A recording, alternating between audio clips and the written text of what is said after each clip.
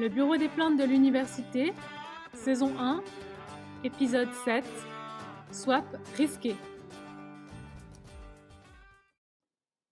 Simon d'Alembert rabat l'écran de son ordinateur portable en entendant Michael entrer dans l'appartement. Le soleil s'est couché depuis une bonne heure, mais pris dans son travail, le jeune homme ne s'est même pas rendu compte que la nuit avait envahi le salon. C'est son colocataire qui appuie sur l'interrupteur et l'éblouit. « Ah, tu tombes à point nommé !» s'exclame Simon. L'expression vieillotte fait lever les sourcils de Michael, qui décide de ne pas relever. « Pourquoi » demande-t-il à la place. « Bah, pour manger. »« Tu sais, on n'est pas en couple, » rétorque son coloc, en débarrassant sa veste et son sac sur le porte-manteau. « T'as pas besoin de m'attendre pour te mettre à table. »« Non, je sais, mais j'attendais que tu ramènes la bouffe. » Le visage de Michael se décompose et il se frappe le front avec la paume de la main. « Merde, j'ai oublié. On est déjà mardi ?»« Oui, » soupire Simon. « Je suis vraiment désolée. J'ai fermé le bureau et ensuite j'ai rejoint Amel à la salle de sport. On a fait 2 heures intensives et j'ai complètement zappé d'aller au magasin sur le retour. » Simon regarde sa montre et constate qu'il n'aura pas le temps d'aller en ville faire les achats avant la fermeture. Agacé, il plante Michael dans l'entrée et fait cap sur la cuisine. Il ouvre tous les placards, le frigo et le congélateur, mais ceux-ci sont désespérément vides, comme il le craignait. « Je vais commander des pizzas !» entend-il crier depuis le salon. « C'est moi qui offre, bien sûr. »« Encore ? On en a déjà mangé ce week-end, » gémit-il. « Mais on ne se lasse jamais des pizzas, » murmure Michael. Il s'installe dans le canapé et prend l'ordinateur de son colocataire sur les genoux. « Bon, alors chinois ?» essaye-t-il, prêt à faire des compromis au vu de son erreur. Dépité, Simon le rejoint et, voyant Michael allumer l'appareil, le lui arrache des mains. « Je préférerais que tu n'utilises pas mon portable. »« Ok, » répond Michael, bouche bée devant la réaction brusque de son ami. « On dirait que monsieur a quelque chose à cacher. »« Non, c'est pas ça. C'est juste que, par sécurité, c'est plus sûr. » Soupçonne Michael, apparemment pas satisfait de la réponse évasive du jeune homme. Il sort son téléphone de la poche de son jogging et pianote dessus jusqu'à valider la commande. « Bon, en attendant, je passe vite sous la douche, » annonce Michael qui part en sifflotant en direction de la salle de bain.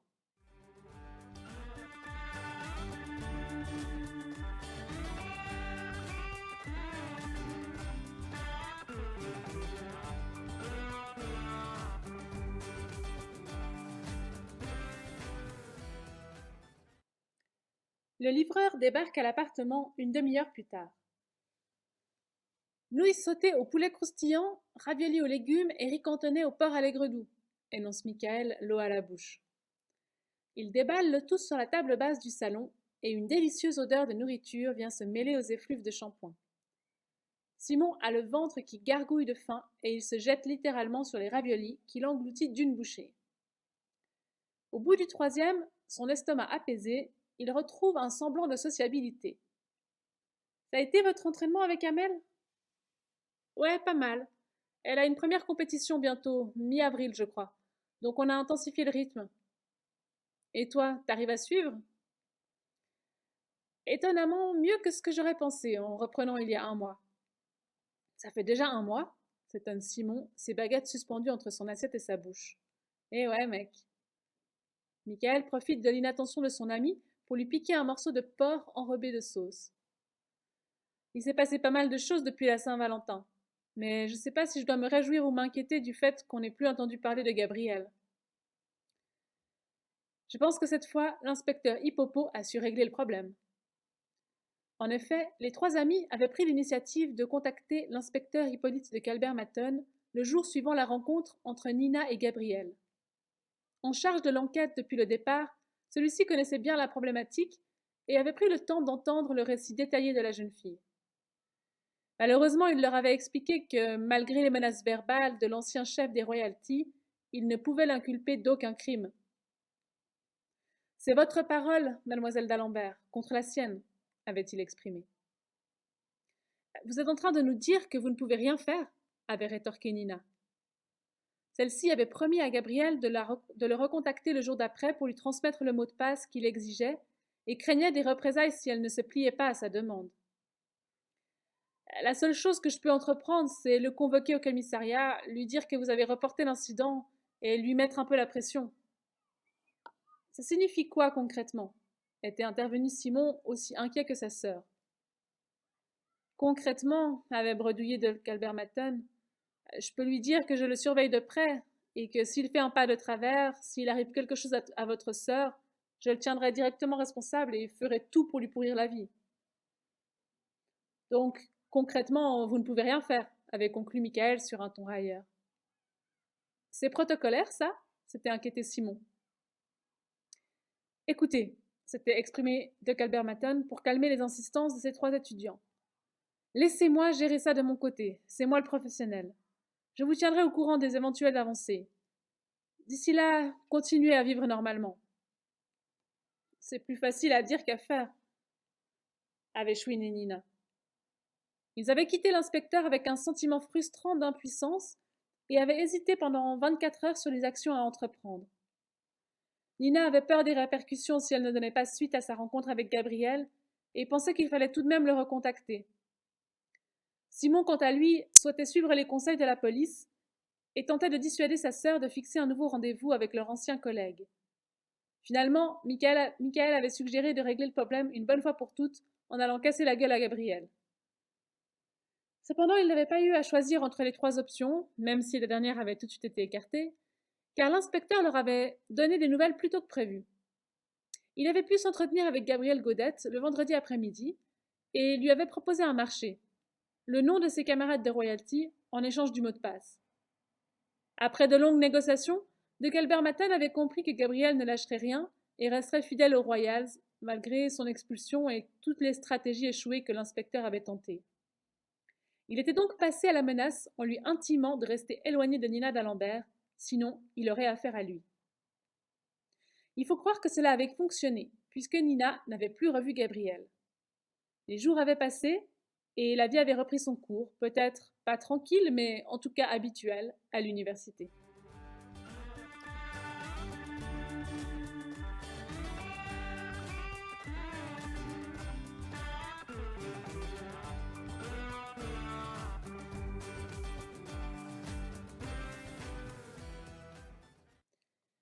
Simon arrive un peu en retard au bureau des plaintes de l'université. Son cours de programmation informatique ayant traîné en longueur, le prof avait retenu les étudiants une vingtaine de minutes après l'heure de fin.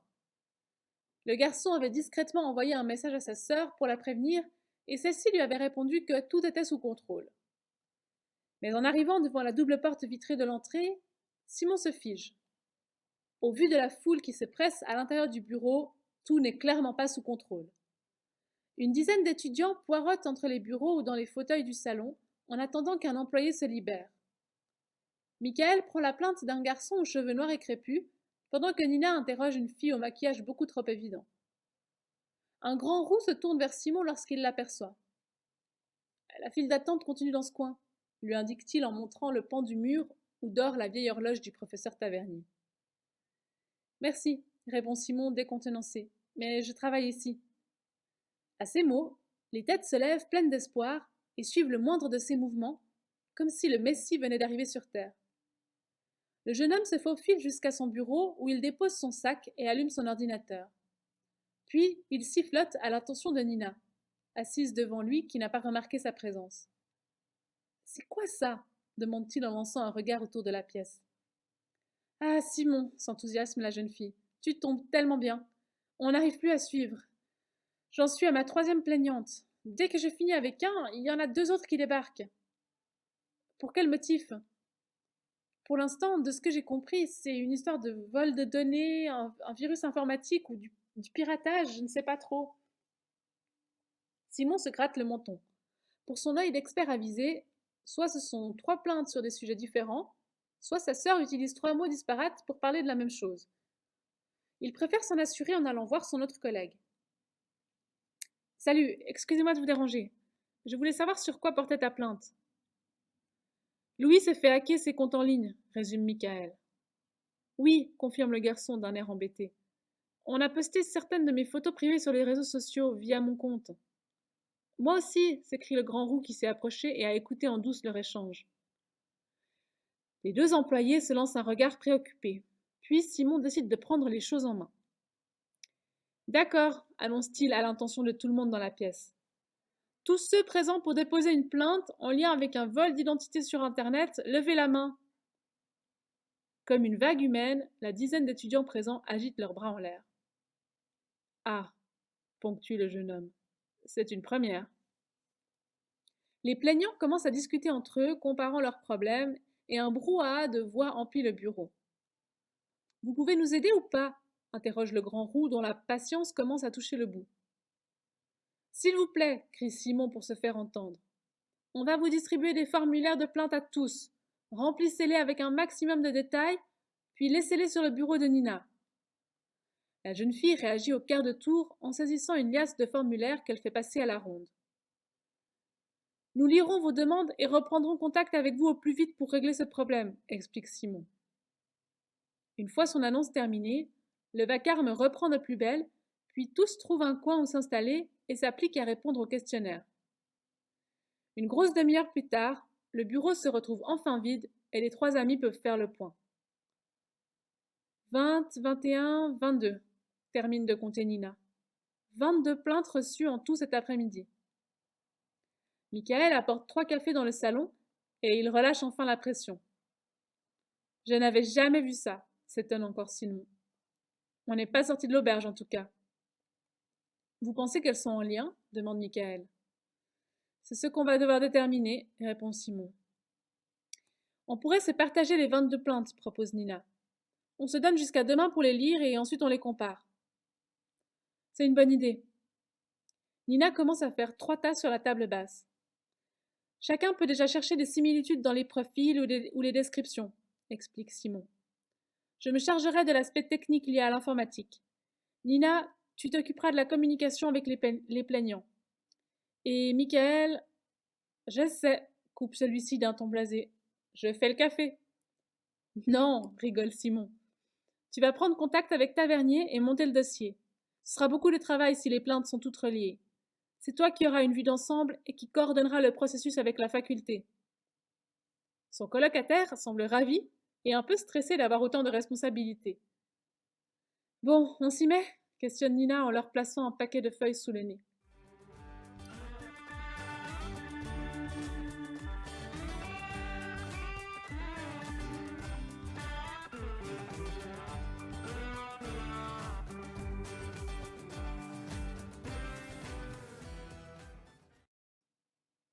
La lecture des formulaires de plainte leur avait pris plus de temps que prévu, et ce n'est que le soir suivant qu'ils se rejoignent au croc pour en discuter. Michael est de service, mais heureusement le pub lounge n'est pas bondé ce mardi-là, si ce n'est par l'inévitable groupe d'amis qui squattent le billard et lancent des exclamations à chaque coup joué. Nina et Simon prennent place au comptoir pour pouvoir facilement interagir avec leur collègue qui sert des boissons depuis son poste. Tu peux nous mettre un bol de cacahuètes quémande Nina avec une mine suppliante. Les cacahuètes sont réservées aux clients généreux, rétorque Michael. Tu plaisantes, on est fourré ici presque tous les 3 jours, s'indigne la jeune fille. Et c'est quand la dernière fois que t'as payé une consommation? Ok, ok, mais on laisse toujours un pourboire à notre barman préféré. Michael craque sous le compliment forcé de la demoiselle et dépose un bol de biscuits apéritifs devant eux. Nina le remercie exagérément et plonge la main dedans. Alors, qu'est-ce que vous avez pensé de ces plaintes entame Simon. D'après moi, il y a un lien, constate Michael. Dans la plupart des cas que j'ai eu à lire, les étudiants se sont fait pirater leur mot de passe et quelqu'un a usurpé leur identité pour poster des photos ou des commentaires pas toujours très flatteurs sur les réseaux sociaux. C'est ce que j'ai relevé aussi, confirme Simon. Et toi, sister? La bouche pleine, Nina déglutit et se léchouille les doigts avant de répondre. Pareil. J'ai aussi rajouté à notre liste les 8 plaintes reçues aujourd'hui et qui vont dans le même sens a priori. D'accord. Donc on a sûrement affaire à une personne ou à un groupe qui s'en est pris à plusieurs étudiants, plus ou moins en même temps. Mais pourquoi questionne sa sœur. La raison n'est apparemment pas financière, donc j'opterai plus pour la mauvaise blague. Avez-vous pu trouver des liens entre les témoignages des victimes? Pas vraiment, intervient Michael. Ils étudient des branches différentes, ne sont pas dans la même année, ni du même sexe. Certains ont une adresse sur le campus, d'autres en dehors. De mon côté, j'ai regardé leurs fournisseurs internet et les réseaux qu'ils utilisent, mais là encore, il y a de tout. Le silence tombe un moment sur le comptoir. Chacun est plongé dans ses réflexions, essayant de trouver une similitude, une logique qui leur permettrait de relier les points entre eux. Une fois le bol de snack vidé, Nina répartit les questionnaires sur le comptoir et réexamine leur contenu. Pourquoi avoir choisi ces personnes-là? Murmure-t-elle. Un autre motif récurrent des hackers, explique Simon, est de démontrer qu'un système est défaillant en pointant là où ça fait mal.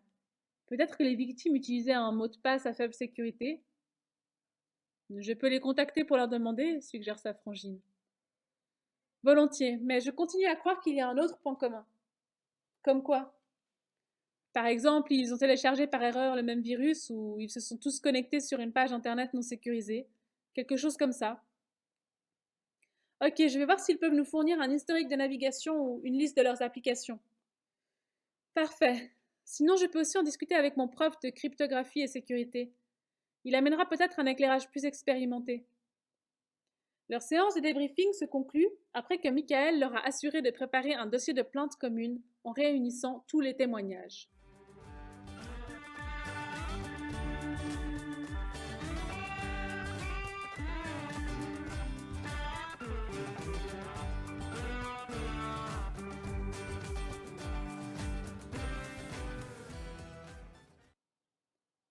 Simon avait prévu de demander l'aide de son enseignant à la fin du cours.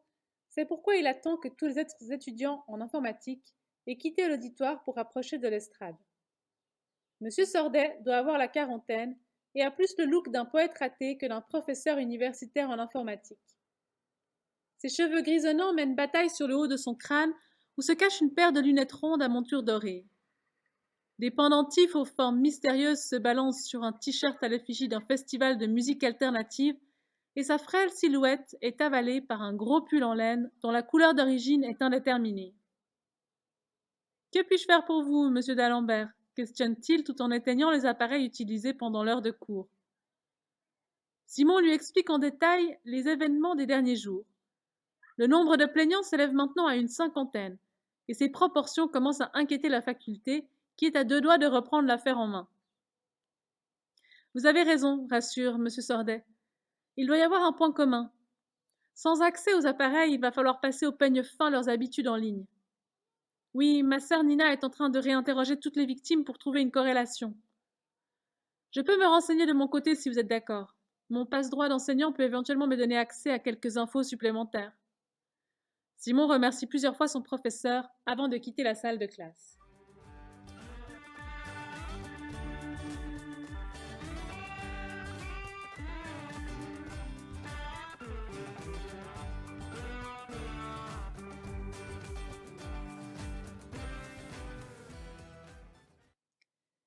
Nina avait pris l'initiative de convoquer l'ensemble des plaignants à une séance commune au bureau des plaintes de l'université. Malgré la vastitude de la pièce avec son haut plafond et sa mezzanine, celle-ci semble avoir rapetissé sous la présence de la trentaine d'étudiants qui se sont déplacés ce midi-là. N'ayant pas assez de sièges pour tout le monde, la majorité se tient debout ou appuyée contre le mur et la baie vitrée. Nina, Simon et Michael ont préparé au préalable une série de questions qui doivent les aider à trouver l'élément commun aux victimes. Ils commencent d'abord par obtenir le silence en remerciant les participants qui ont fait l'effort de libérer quelques minutes de leur journée pour résoudre ensemble l'énigme à laquelle ils sont mêlés. Puis, ils expliquent qu'ils vont leur poser certaines questions et leur demandent de lever la main chaque fois qu'ils sont concernés. « Et si on ne sait pas ?» interroge bêtement le grand roux. « Alors ne levez pas la main » soupire Simon. S'ensuit une longue série de questions et de gesticulations pour connaître les habitudes de chacun. Quels sites ils ont visités, quels réseaux sociaux ils utilisent, à quelle heure les piratages ont eu lieu, depuis quel appareil, qui connaît leur mot de passe. Fatigués et devant l'absence de résultats probants, les trois amis sont sur le point d'abandonner lorsqu'une fille s'excuse en disant qu'elle ne peut pas s'éterniser car elle doit visiter un appartement. Deux autres étudiants l'interpellent, soutenant qu'eux aussi ont rendez-vous pour un logement disponible à côté du campus. Le 3 pièces à la rue Salomon, devine le grand roux. C'est une fausse annonce publiée sur Swap Your Home. Des murmures parcourent l'assemblée, et Nina comprend tout de suite qu'ils ont enfin trouvé leur point commun. Elle se tourne vers son frère avec un grand sourire, mais découvre sa mine blafarde. Qu'est-ce qui se passe s'inquiète-t-elle. Simon se frotte le visage avec ses deux mains et lève la tête au ciel. Michael fait à son tour le lien et répond à la place de son colocataire dans un murmure. Swap Your Home, c'est une application utilisée uniquement à l'université pour échanger une chambre ou une colocation entre étudiants. C'est grâce à ça que j'ai emménagé chez Simon. C'est vraiment une appli pratique et facile à utiliser. Oui, ça me dit quelque chose, creuse Nina. J'en ai entendu que du bien. Normal, enchaîne Michael. C'est ton frère qui l'a créé.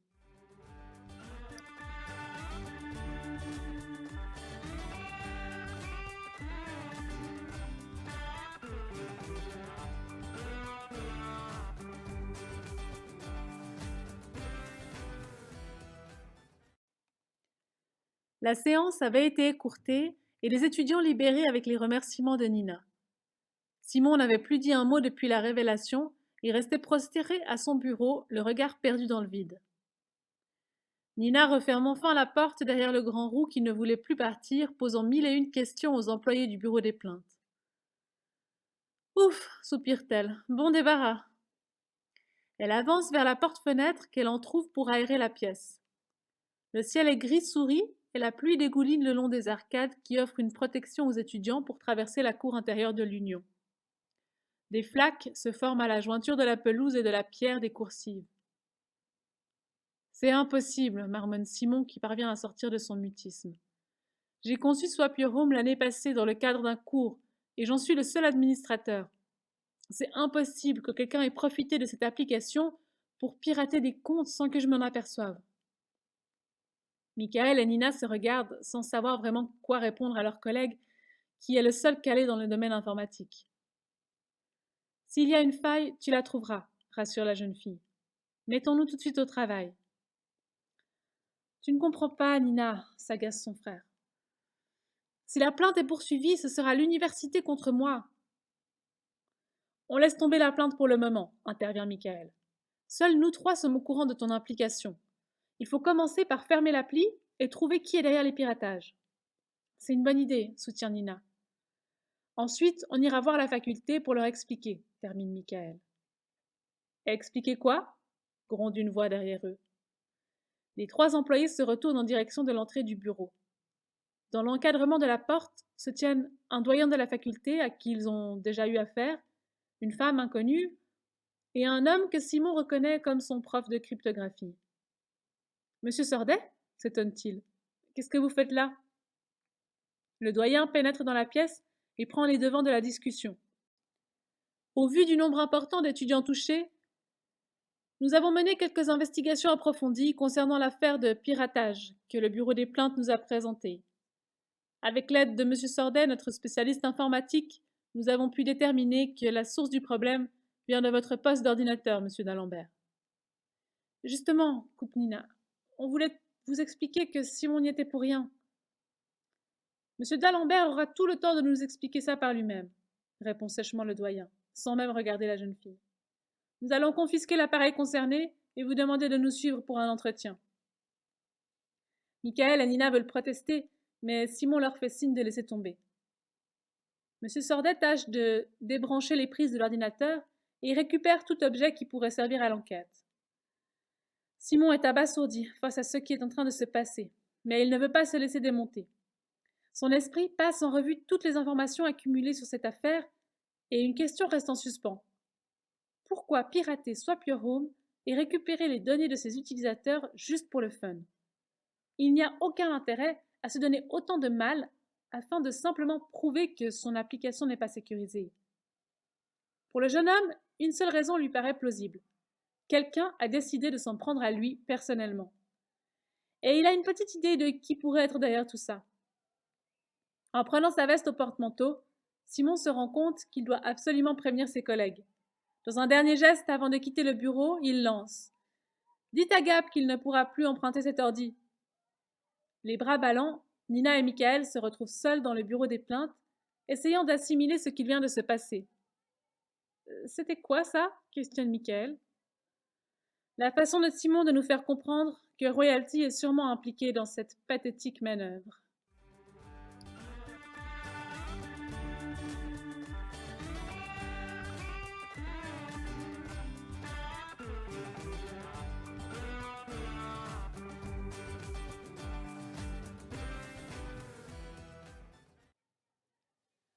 La faculté avait interrogé Simon tout l'après-midi et avait décidé de le suspendre de ses fonctions au bureau des plaintes de l'université, le temps que l'affaire soit réglée. Le jeune homme rejoint donc ses amis qui, avides de nouvelles, l'attendent à son appartement. Perdu dans ses pensées et sa déprime, il traîne les pieds jusqu'à son immeuble aux abords du campus.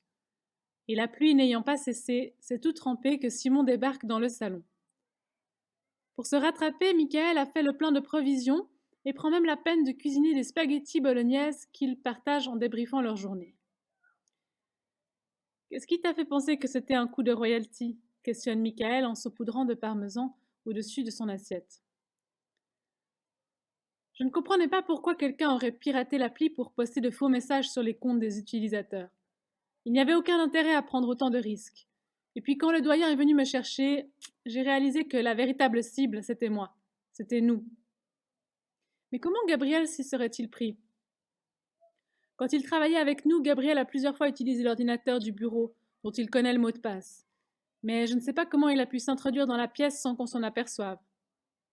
Ce ne serait pas la première fois, répond Nina. Tu te rappelles le bouquet de fleurs? C'est un moyen de plus pour nous déstabiliser. Et moi qui croyais qu'Hippopo avait réglé le problème, marmonne Michael. Oui, confirme Simon. L'inspecteur de Calbermaton lui a demandé de ne plus s'approcher de Nina, en effet. Alors il s'en prend à moi. Michael jure haut et fort. Simon, qui n'a presque pas touché à son plat, comprend qu'il va falloir prouver que Gabriel est le vrai coupable pour s'innocenter. D'ailleurs, est-ce qu'il faut prévenir la police? Interroge Nina. J'ai peur qu'ils ne nous prennent pas au sérieux, soupire Simon. On n'a aucune preuve que ce soit Gabriel. Juste un gros pressentiment, conclut Michael.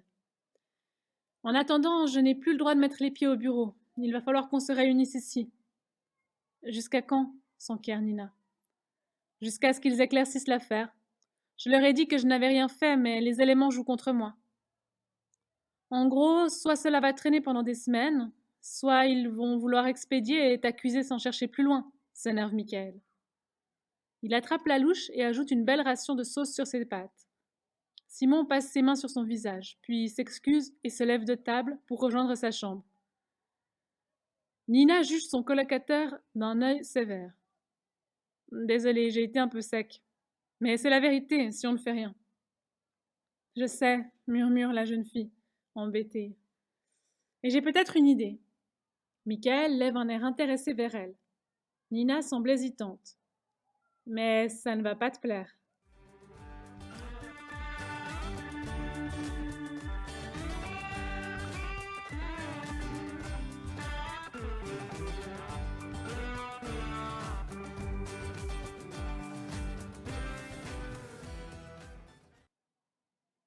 Nina jette un regard anxieux en direction du portail d'entrée. De chaque côté de celui-ci, un lampadaire cabossé projette un ray de lumière sur le fer forgé et le goudron. Mais la jeune fille se trouve à l'écart, dans l'ombre, sous les arbres qui encadrent l'allée menant à l'Union.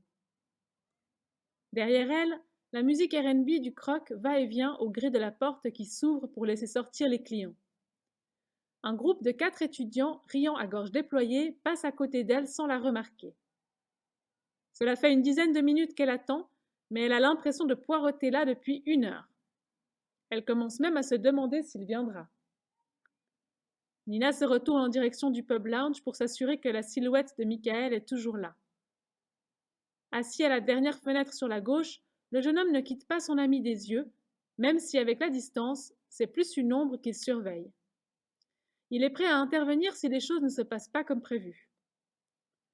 Finalement, Alors que le croc se vide petit à petit et que la musique diminue, l'horloge qui surplombe la tour principale du bâtiment universitaire sonne 12 coups.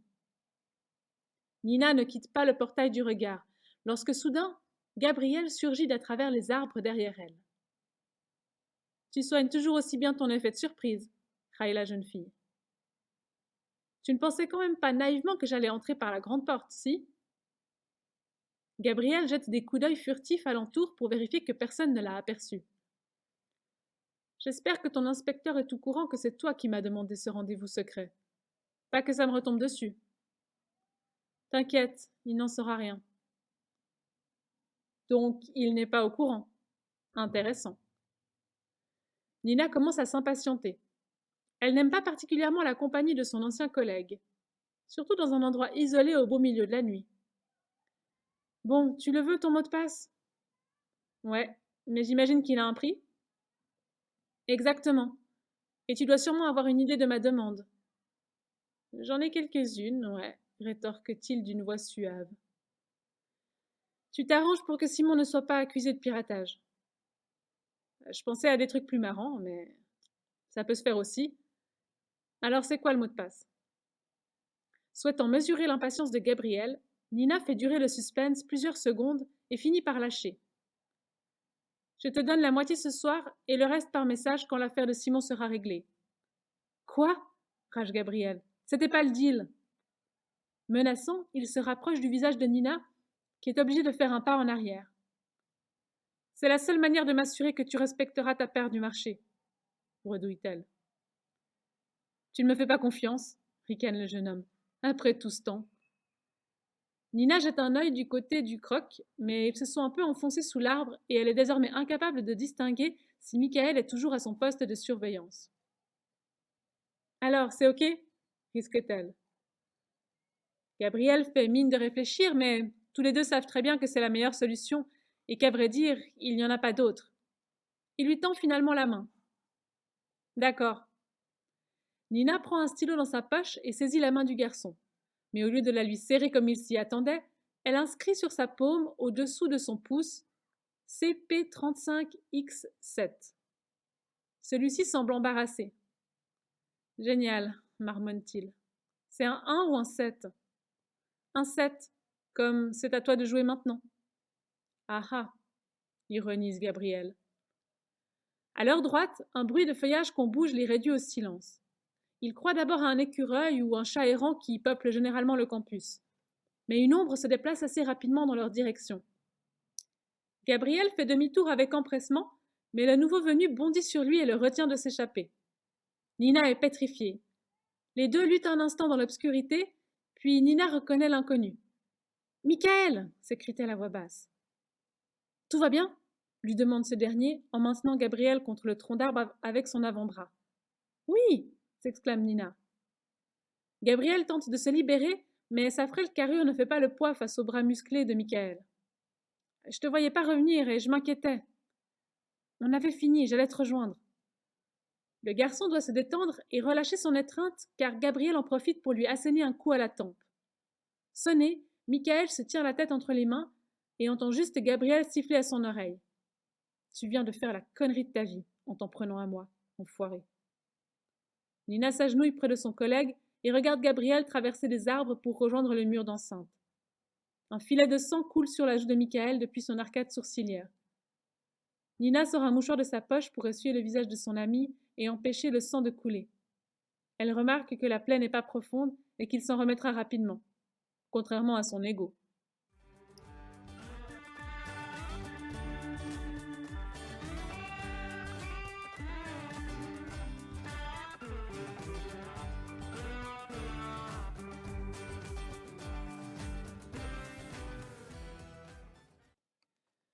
Le lendemain, Simon débarque en trombe dans le bureau des plaintes de l'université à la recherche de sa sœur. Nina s'exclame-t-il en la voyant en haut de la mezzanine en train de chercher un ouvrage pour le professeur Tavernier. T'as quand même pas osé. La jeune fille descend l'escalier en colimaçon. Quoi? Pourquoi as-tu donné le mot de passe à Gabriel? Michael apparaît derrière Simon, un sparadrap aux sourcils et un coquard à l'œil gauche. Désolé, j'ai été obligée de tout lui raconter.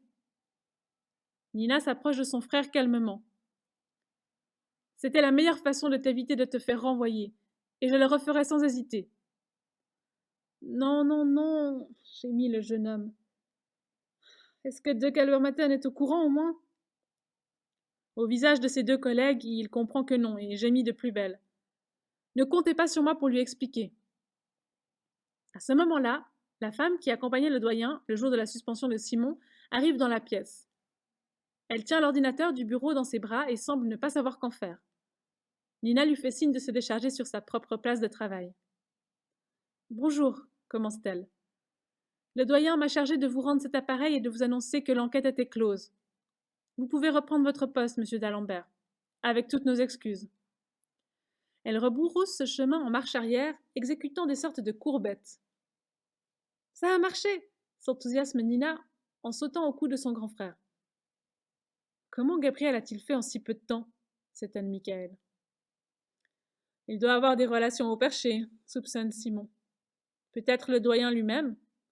Rappelez-vous que Royalty est une association ancienne rassemblant certains des meilleurs étudiants que l'université ait eus. Tu veux dire que Royalty a infiltré la faculté? Demande Nina. Si ça se trouve. Mais attendez, on fait quoi pour le mot de passe? Les trois amis se dévisagent et Nina se dévoue. Comme c'était mon idée, je vais appeler l'inspecteur pour le prévenir, et il faudra être sur nos gardes pour voir quel sera le prochain mouvement de Royalty. Michael baisse les yeux. Il n'a pas osé raconter aux frères et à la sœur que Gabriel n'a pas du tout apprécié son intervention de la veille et qu'il est maintenant dans son collimateur. Il préfère laisser l'avenir lui montrer quelle voie il a choisie pour lui. Et en attendant, il propose une soirée au croc pour fêter le retour de Simon au bureau des plaintes de l'université. Et personne ne refuse l'invitation.